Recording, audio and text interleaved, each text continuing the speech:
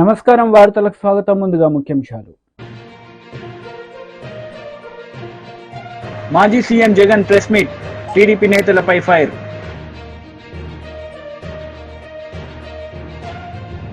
Deputy CM బట్టి Vikramarka press meet, పలు అంశాలపై వివరణ.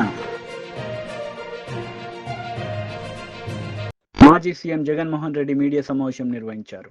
ఈ సందర్భంగా చంద్రబాబు నాయుడుపై ఆయన మండిపడ్డారు. ఈ గ్రామంలో, ఈ సీతారాంపురం గ్రామంలో సుబ్బరాయుడన్న కుటుంబానికి జరిగిన అన్యాయం ఒక్కసారి గమనిస్తే ఇక్కడే కనిపిస్తారు. ఇదే గ్రామంలో ఆధిపత్యం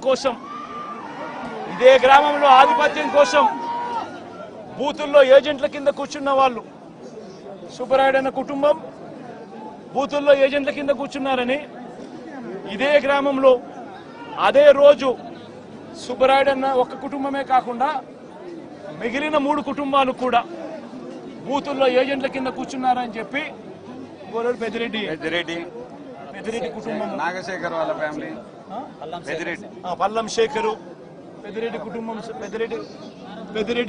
సభ్యులు, వీళ్ళందరినీ కూడా ఈ గ్రామానికి సంబంధించిన ఇక్కడ నాయకుడు మన నారపురెడ్డి, వీళ్ళందరినీ కూడా చంపాలి అని ఏకంగా ఎంత దారుణంగా ఈ గ్రామంలో జరిగిన రాజకీయాలు చూస్తే నిజంగా ఆశ్చర్యం అనిపిస్తుంది. అసలు ఈ గ్రామంలో, ఈ రాష్ట్రంలో లా అండ్ ఆర్డర్ ఉందా లేదా అన్నదానికి ఈ గ్రామంలో జరిగిన ఘటన ఒక ఉదాహరణగా కూడా చరిత్రలో ఎప్పుడు కూడా నిలిచిపోతుంది. ఈరోజు నిజంగా ఎంత ఆశ్చర్యంగా జరిగింది అని అంటే, ఈ గ్రామంలో ఈ గ్రామస్తులు, బయట నుంచి వచ్చిన వాళ్ళు అందరినీ కూడా ఏకం చేసి దాదాపుగా 35-40 మంది ఒక చోట ఏకమై రాడ్లు పట్టుకొని తుపాకులు కూడా ఉన్నాయి, తుపాకులు కూడా చూపించారు. రాడ్లు పట్టుకొని, కర్రలు పట్టుకొని, కత్తులు పట్టుకొని వాళ్ళు ఈ గ్రామానికి, వాళ్ళంతా కూడా ఇక్కడ చేయడానికి, స్వైర విహారం చేయడానికి అందరూ కూడా ఏకమవుతా ఉంటే, ఇదే గ్రామంలో నివాసం అంటా ఉన్న నారపురెడ్డి ఎస్ఐకి ఫోన్ చేసింది 9:30 గంటలకు ఫోన్ చేశాడు.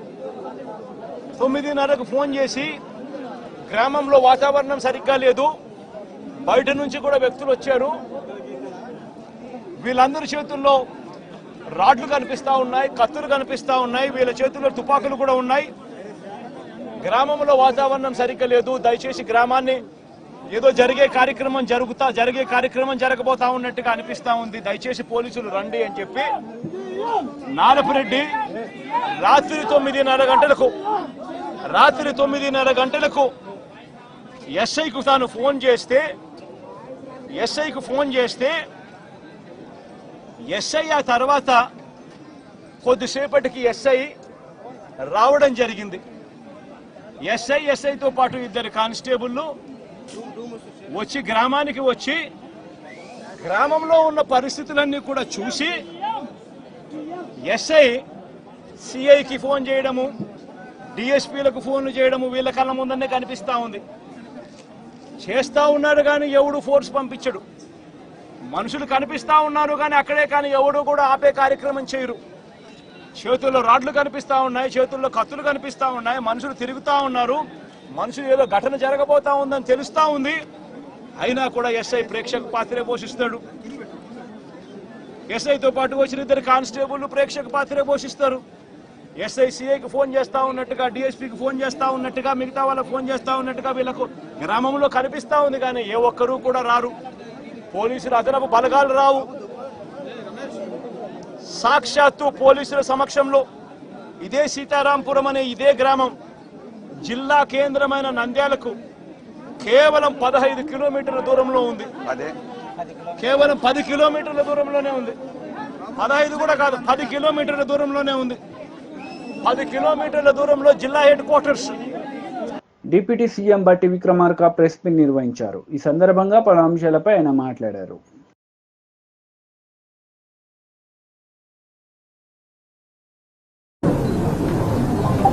లోన్ వేవర్కి సంబంధించి జీవో ఇష్యూ చేసి మొడాలిటీస్తో సహా ఫస్ట్ ఫేజ్ అంటే 18 జూలై 2024 జీవో 15వ తారీఖు రిలీజ్ చేశాం. 18వ తారీఖు నాడు మొదటి విడతగా 11.5 లక్షల అంటే 11.50 లక్షల అకౌంట్లో 1 లక్ష రూపాయల వరకు రుణం ఉన్నటువంటి వాళ్ళందరికీ 10.84 లక్షల కుటుంబాలకి ఉపయోగపడేట్టుగా 6,098.93 కోట్ల రూపాయలని ఏకదఫీనా ఒకటేసారి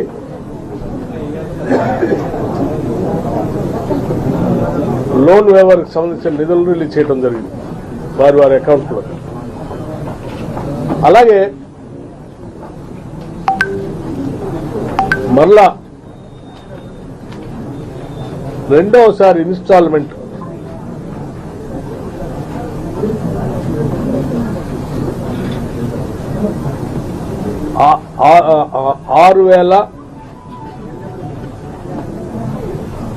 6,190.02 కోట్ల రూపాయలతో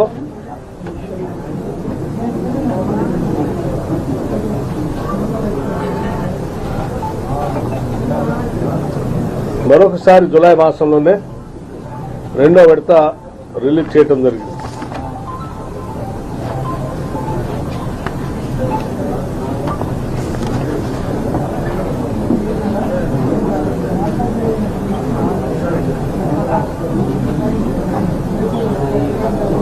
ఇది 1.5 లక్షల వరకు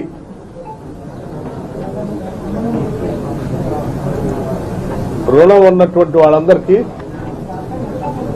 నేరుగా వారి అకౌంట్లోకి డబ్బులు ట్రాన్స్ఫర్ చేసేటువంటి విధానాన్ని చేయటం జరిగింది.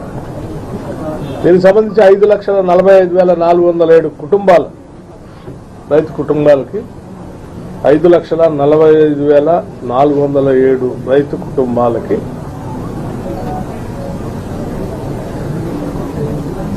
నేరుగా చేరేటట్టుగా చేయటం జరిగింది. ఈ రెండు ఫేజులు కలిపి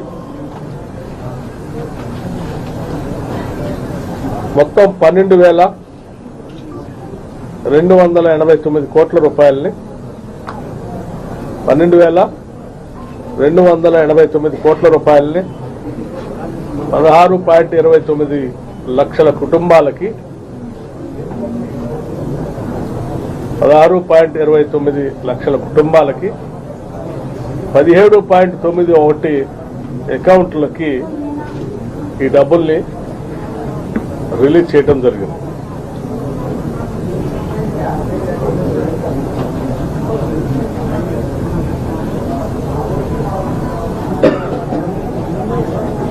రెండు లక్షల వరకు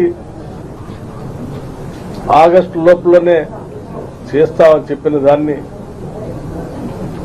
నిబద్ధతతో కాంగ్రెస్ ప్రభుత్వం ఇందిరమ్మ రాజ్యం రేపు ఆగస్టు 15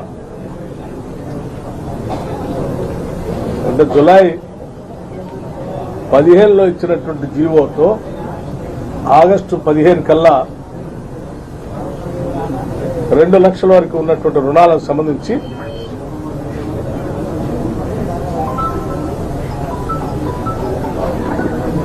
వైరాలో ఏర్పాటు చేసేటువంటి భారీ రైతు బహిరంగ సభలో ఇక్కడ నుంచే వైరా నుంచే ఆగస్టు 15 నాడు దేశాన్ని స్వాతంత్రం సిద్ధించిన రోజు రాష్ట్రంలో ఉన్నటువంటి రైతు సోదరులందరినీ రుణ విముక్తులను చేసేటువంటి ఉన్నతమైన కార్యక్రమానికి ప్రభుత్వం చేయాలని నిర్ణయం చేసింది. ఈ సభలో రాష్ట్ర ముఖ్యమంత్రి రేవంత్ రెడ్డి గారు అట్లాగే రాష్ట్రానికి సంబంధించిన మంత్రివర్గ సభ్యులందరూ కూడా సహచర మిత్రులంతా కూడా పెద్ద ఎత్తున పాల్గొంటారు. అందుబాటులో ఉన్న టీడీపీ లీడర్ మీడియా సమావేశం నిర్వహించారు. ఈ సందర్భంగా పలు అంశాలపై ఆయన మాట్లాడారు. ఎందుకంటే జగన్మోహన్ రెడ్డి చరిత్ర అంతా కూడా అబద్ధాలు, అసత్యాలు. ఆ రోజు కూడా ఒక్క ఛాన్స్ అని ఆ రోజు అధికారంలోకి వచ్చి ఆంధ్రప్రదేశ్ రాష్ట్రాన్ని ఏ రకంగా అయితే ముంచేశాడో 2014లో రాష్ట్ర విభజన వల్ల జరిగినటువంటి నష్టం కంటే 5 సంవత్సరాల జగన్మోహన్ రెడ్డి పాలనలో ఎక్కువ నష్టం ఏదైతే జరిగిందో అందరూ కూడా గుర్తించినటువంటి స్థితిలో మళ్ళీ మరొక్కసారి అటువంటి అబద్ధాలు, అసత్యాలతోటే మళ్ళీ ఈవేళ ప్రజల్ని మోసం చేయాలనే ఆలోచనతో ఈరోజు జగన్మోహన్ రెడ్డి పనిచేస్తున్నటువంటి పరిస్థితి. ఎందుకంటే ఈరోజు కూడా చూసాం, ఏదైతే నంద్యాల జిల్లా మరి జగన్మోహన్ రెడ్డి మరి ఆయన పరామర్శ పేరు చెప్పి వెళ్ళి ఆయన మాట్లాడినటువంటి మాటలు చూస్తూ ఉంటాయి. ఏదైతే అక్కడ జరిగినటువంటి సంఘటన ఏదైతే ఉందో దాన్ని చూస్తే చాలా క్లియర్గా అందరూ చెప్తూ ఉన్నారు. ఏదైతే నంద్యాల జిల్లా మహానంది మండలం సీతారాంపురం విలేజ్ ఏదైతే ఉందో అక్కడ దళితులకు సంబంధించి, ఎస్సీలకు సంబంధించి ఎకరం 40 సెంట్లు భూమి ఏదైతే ఉందో అక్కడ వైఎస్ఆర్సీపీ నాయకుడు నారపరెడ్డి ఆయన లీజుకు తీసుకొని ఆ లీజు సమయమైనా కూడా వాళ్ళకి డబ్బులు కూడా సరిపెట్టినటువంటి స్థితిలో ఆ ఎస్సీల్ని తిరిగి వేధిస్తున్నటువంటి స్థితిలో ఆ యొక్క గ్రామ పెద్ద ఎవరైతే ఉన్నారో ఆ శ్రీనివాసరెడ్డి ఆ యొక్క వైఎస్ఆర్సీపీ నాయకుడిని ఆ నారపరెడ్డిని ఆ ఎస్సీలకు సంబంధించినటువంటి ఆ భూమిని ఆ లీజు ముగిసిపోయింది కాబట్టి వారి భూమి వారికి వెనక్కి తిరిగి ఇమ్మని ఆ గ్రామ పెద్ద శ్రీనివాసరెడ్డి ఆ వైఎస్ఆర్సీపీ నాయకుడు నారపరెడ్డికి చెప్పినటువంటి పాపానికి ఆ వైఎస్ఆర్సీపీ నాయకుడు నారపరెడ్డి ఆయన అనుసూయులు ఆగస్టు 3వ తేదీన శ్రీనివాసరెడ్డి వాళ్ళ కుటుంబ సభ్యులు వాళ్ళ సోదరుల ఇంటి మీద దాడి చేసినటువంటి పరిస్థితి కూడా ఈవేళ రికార్డ్స్లో అన్నిట్లోనూ ఉన్నటువంటి పరిస్థితి. అటువంటి స్థితిలో 2 కుటుంబాల మధ్య జరిగినటువంటి తగాదాల్లో సుబ్బారాయుడు చనిపోతే దాన్ని కూడా రాజకీయ రంగు పులిమి తెలుగుదేశం పార్టీకి అంటగట్టేటువంటి విష ప్రయత్నం ఈరోజు జగన్మోహన్ రెడ్డి చేస్తున్నటువంటి విధానం. ఎందుకంటే మొన్న కూడా మనం చూసారు, ఏదైతే మరి గుంటూరులో కూడా 2 రౌడీ షీటర్స్ మరి కొట్టుకొని మరి ఒకరు చనిపోతే అది కూడా ఏ రకంగా అయితే మరి తెలుగుదేశం పార్టీకి అంటగట్టాలనే ప్రయత్నం జగన్మోహన్ రెడ్డి చేసి ఏ రకంగా అయితే విఫలం చెందాడో మళ్ళీ ఈరోజు నంద్యాల మరొక డ్రామాకి ఈవేళ జగన్మోహన్ రెడ్డి తెరదీసినటువంటి పరిస్థితి. అంటే ఆంధ్రప్రదేశ్ రాష్ట్రంలో ప్రజలు జగన్మోహన్ రెడ్డిని మర్చిపోయినటువంటి స్థితిలో తన ఉనికిని కాపాడుకోవడం కోసం ఏదైతే వ్యక్తిగతమైనటువంటి కానీ ఆస్తి తగాదాలు కానీ ఇల్లీగల్ కానీ ఇట్లా ఏ ఇష్యూలో ఎవరు చనిపోయినా ఆ శవ రాజకీయాలు చేయడంలో ఈరోజు జగన్మోహన్ రెడ్డి ఆరితేరిపోయినట్లుగా ఈరోజు మనందరికీ కూడా కనిపిస్తున్నటువంటి పరిస్థితి. అంతేకాకుండా ఆయన పదే రెడ్ బుక్ అని కలవరిస్తూ ఉన్నాడు. అంటే ఆయన చేసినటువంటి తప్పులు పగలే కాకుండా రాత్రి సైతం కలల్లో సైతం గుర్తుకు. మాజీ మంత్రి కేటీఆర్ మీడియా సమావేశం నిర్వహించారు. ఈ సందర్భంగా పలు అంశాలపై ఆయన మాట్లాడారు. హైదరాబాద్ తాగునీటి అవసరాల కోసం ఈ ప్రతిపాదన కొత్తది కాదు. హైదరాబాద్ తాగునీటి అవసరాలు భారతదేశంలో ఉన్న మహానగరాల్లో వేగంగా ఎదిగి మొత్తం ఒక విశ్వనగరంగా ఎదిగే సత్తా ఉన్న నగరం హైదరాబాద్ అనే సంకల్పంతో గతంలో కోట్ల విజయభాస్కర్ రెడ్డి గారు ముఖ్యమంత్రిగా ఉన్నప్పుడు 91, 92 ఆ ప్రాంతంలో అనుకుంటా ఈ ప్రాజెక్టుకు ఆనాడు ప్రతిపాదన చేయడం జరిగింది అప్పటి కాంగ్రెస్ ప్రభుత్వం. తదనంతరం ఈ ప్రాజెక్టుకు శంకుస్థాపన కూడా జరిగితే అప్పుడు నల్గొండ జిల్లా రైతులు మా సాగునీటి అవసరాలు తీరకుండా కృష్ణా జలాలను మీరు ఎట్లా తీసుకొని పోతారు తాగునీటి కోసం హైదరాబాద్ కోసం అంటూ ఆనాడు పెద్ద ఎత్తున ఆందోళన చేసినారు. పోలీస్ కాల్పులు కూడా జరిగినాయి. జరిగితే ఆ రోజుల్లో రైతులు చాలామంది గాయపడ్డారు. అక్కడ జరిగిన ఘర్షణల్లో నాకు గుర్తున్నంత వరకు సబ్జెక్టు కరెక్షన్ ఒక సబ్ ఇన్స్పెక్టర్ కూడా చనిపోయాడు. అంత బీభత్సమైన పోరాటం ఆనాడు నల్గొండ జిల్లాలో జరిగింది. దాంతో ఇంత ఘర్షణ జరిగిన తర్వాత, ఇంత గొడవ జరిగిన తర్వాత ఆ పథకం మొత్తంగా అటకెక్కింది, మర్చిపోయారు. తర్వాత మళ్ళీ చంద్రబాబు నాయుడు గారు ముఖ్యమంత్రిగా ఉన్నప్పుడు ఏఎంఆర్పి అనే ప్రాజెక్టును పూర్తి చేశారు. ఎలిమినేటి మాధవరెడ్డి గారి పేరు మీద ప్రాజెక్టు పెట్టి దాన్ని పూర్తి చేసినప్పుడు మళ్ళీ తాగునీరు హైదరాబాద్కి ఇవ్వాలి సుంకిశాల నుండి అనే ప్రతిపాదన మళ్ళీ మీదకి వచ్చింది. అంటే ఒకవైపు రైతులకు సాగునీరు ఇస్తూనే మరొక వైపు హైదరాబాద్కు తాగునీరు ఇవ్వాలి అనే ఆలోచనతో ఆనాడు రైతులను ఒప్పించి మరి 2001-3 ప్రాంతంలో చంద్రబాబు నాయుడు గారి ప్రభుత్వం మొదటి దశగా 90 మిలియన్ గ్యాలన్ల మంచినీళ్లను హైదరాబాద్ 90 MGD తరలించే విధంగా ఆనాడు పథకాన్ని మొదటి దశ పూర్తి చేయడం జరిగింది. ఆ తర్వాత రాజశేఖర్ రెడ్డి గారి హయాంలో 2-3 దశల్లో కృష్ణా ఫేజ్ 2, ఫేజ్ 3 అని పెట్టి 90 MGD చొప్పున మళ్ళీ ఒక 180 MGDని మళ్ళీ తెర మీదకి తీసుకొస్తే ఆ రోజు అప్పుడున్న పరిస్థితుల్లో రైతులు మళ్ళీ మాకు ఈ ప్రభుత్వం మీద నమ్మకం లేదు, మా తెలంగాణ వస్తుంది, వచ్చినాక ఆనాడు తీసుకుంటామని చెప్పి రైతులు ఆందోళన చేయడంతో మళ్ళీ వెనక్కిపోయింది. ఆ తర్వాత హైదరాబాద్ మహానగరం విస్తరిస్తూనే ఉంది గత దశాబ్దాలుగా. ముఖ్యంగా గత దశాబ్దంలో అయితే బ్రహ్మాండంగా విస్తరించింది. హైదరాబాద్ పెరుగుతున్న నీటి అవసరాలు, తాగునీటి అవసరాలను దృష్టిలో పెట్టుకొని పెద్దలు కేసీఆర్ గారు మరి ఒకవైపు వాయువేగంతో సాగునీటి ప్రాజెక్టులు కడుతూ రైతుల్లో ఒక విశ్వాసాన్ని నింపి కృష్ణానది మీద అటు పైన మనకు తుమ్మిళ్ళ కావచ్చు, ఇంకా ఇతర పథకాలు కావచ్చు, అదేవిధంగా పెండింగ్లో ఉన్న కల్వకుర్తి, నెట్టెంపాడు, భీమా ప్రాజెక్టులన్నింటినీ వాయువేగంతో పూర్తి చేయడం కావచ్చు, అదేవిధంగా మళ్ళీ సీతారామ లాంటి ప్రాజెక్టు ఖమ్మం జిల్లాలో కావచ్చు, అదేవిధంగా కాళేశ్వరం కావచ్చు, ఇవన్నీ ఏకకాలంలో తీసుకోవడంతో రాష్ట్రంలోని రైతుల్లో కాన్ఫిడెన్స్ వచ్చింది. మా సాగునీటికి డోకా లేదు, మా సాగునీటి అవసరాలకు ఇబ్బంది లేదు, కాబట్టి మంచినీరు ఎక్కడి నుంచైనా తీసుకోవడానికి ఏ అభ్యంతరము లేదని చెప్పి రైతుల్లో ఒక విశ్వాసం నింపిన తర్వాత మేము మా ప్రభుత్వంలో ఈ సుంకిశాల అనే ప్రాజెక్టును మళ్ళీ తిరిగి పునరుజ్జీవం చేసి మరిచిపోయిన ప్రాజెక్టును, మరుగునబడ్డ ప్రాజెక్టును మళ్ళీ తెర ముందుకు తీసుకొని రావడం జరిగింది. ఒక్క మాట ఇక్కడ మీకు అర్థం కావాలి అంటే, ఇప్పుడే నేను చెప్పిన ఎలిమినేటి మాధవరెడ్డి ప్రాజెక్టు ఏఎంఆర్పి ద్వారా నీటిని ఎత్తిపోయాలంటే నాగార్జున సాగర్లో 510 అడుగులు ఆ పైన నీరు ఉంటేనే ఆ నీళ్ళు లిఫ్టింగ్ సాధ్యమవుతుంది. సుంకిశాల విషయంలో మేము తీసుకున్న నిర్ణయం ఏంటి అంటే 510 ఉంటేనే, 510 హైట్ ఉంటేనే, 510 ఫీట్ ఉంటేనే ఏఎంఆర్పి లిఫ్టింగ్ స్టార్ట్ అవుతుంది. కానీ సుంకిశాల విషయంలో మేము తీసుకున్న నిర్ణయం ఏంటి అంటే నాగార్జున సాగర్లో డెడ్ స్టోరేజ్ ఉన్న 462 నాగార్జున సాగర్లో 462 feet is the dead storage.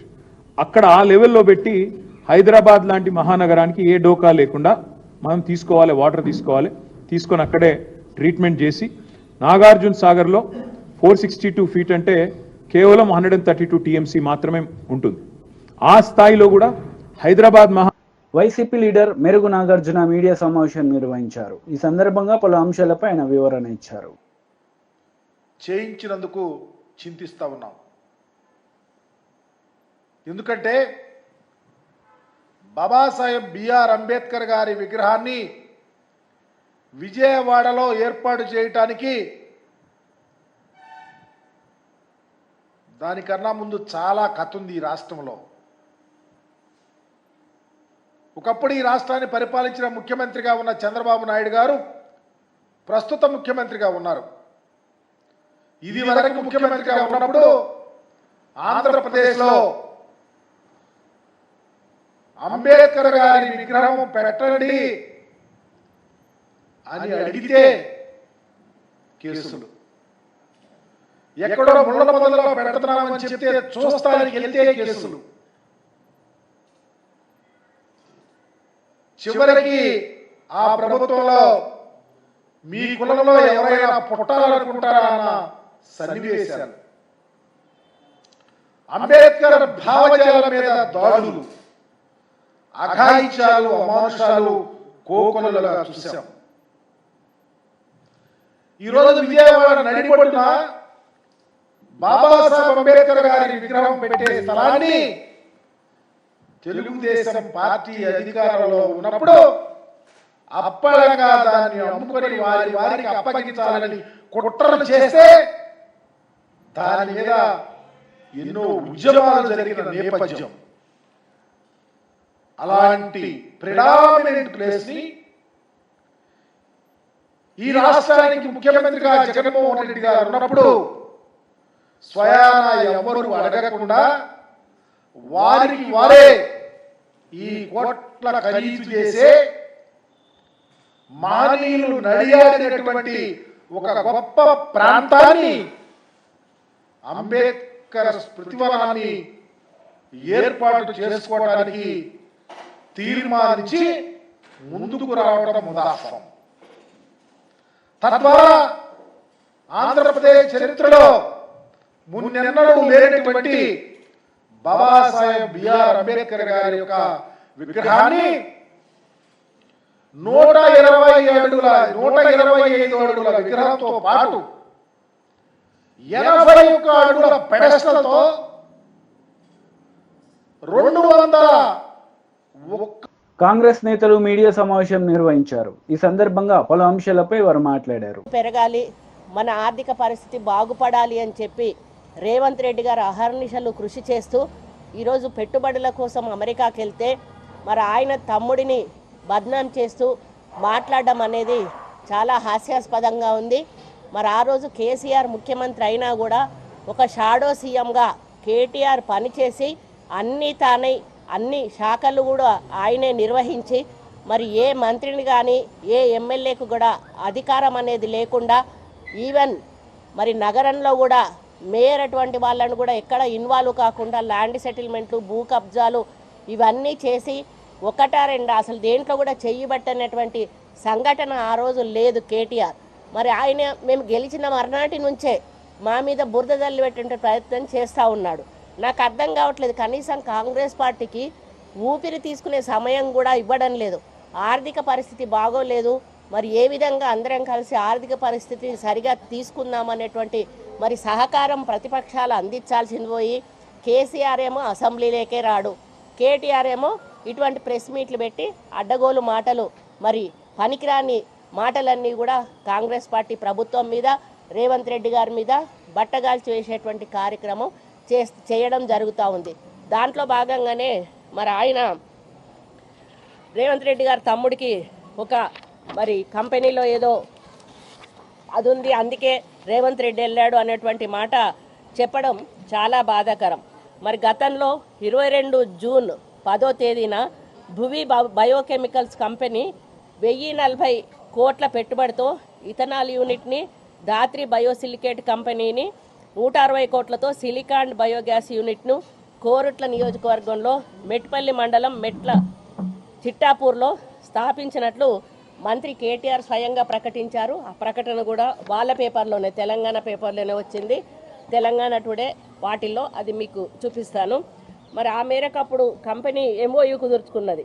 BRS పత్రికలైన తెలంగాణ టుడే, నమస్తే తెలంగాణలో ఈ విషయాన్ని 10th జూలై 22 వాళ్ళు వచ్చేయడం జరిగింది. దీంట్లో ఈ పరిశ్రమల స్థాపనలో 2000 మందికి పైగా ఉపాధి కల్పించనున్నట్లు నాటి పరిశ్రమల శాఖ మంత్రి కేటీఆర్ గారు మరి ఊదరగొట్టడం జరిగింది. కానీ విచిత్రమైన అంశం ఏంటంటే ఈ కంపెనీ రిజిస్టర్ అయిందేమో 14th జూలై 2022, కానీ మరి వీళ్ళేమో పెట్టుబడులు ఎంఓయూ పెట్టుకున్నదేమో 10th జూన్ 2022. అంటే దీంట్లో ఎంత లూప్ హోల్స్ ఉన్నాయో ఈ ఒక్క చిన్న దాన్ని బట్టే మనకు అర్థమవుతా ఉంది. అంటే అప్పటికే రిజిస్ట్రేషన్ కానటువంటి కంపెనీ మీద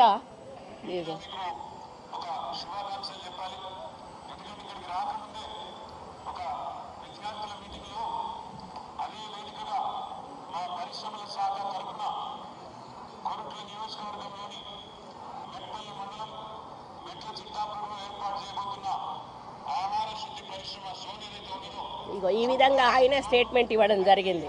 అంటే కనీసం రిజిస్ట్రేషన్ లేనటువంటి కంపెనీ తోటి ఎంఓయూ చేసుకోవడం అనేది ప్రజలను ఏ విధంగా మోసం చేశారో మనం అర్థం చేసుకోవాలి.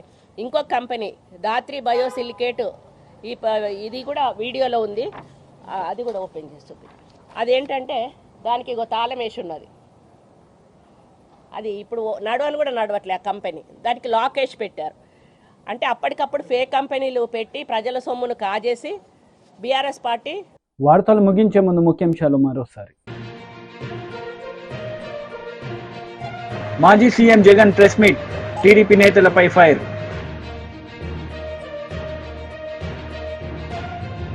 డిప్యూటీ సీఎం బట్టి విక్రమార్క ప్రెస్ మీట్, పలు అంశాలపై వివరణ. ఈ వార్తలు ఇంతటితో సమాప్తం. తిరిగి ప్రసారమయ్యే వార్తల్లో మళ్ళీ కలుద్దాం.